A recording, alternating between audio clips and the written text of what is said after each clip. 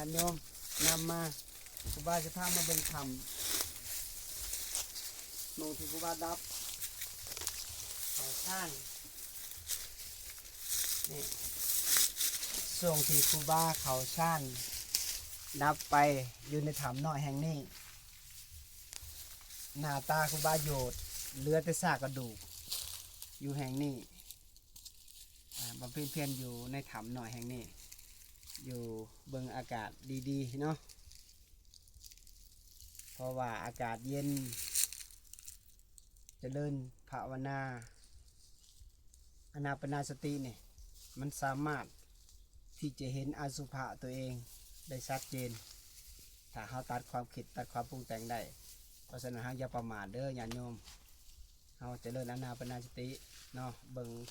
ลมเบิ่งความคิดเอาสติไปคุม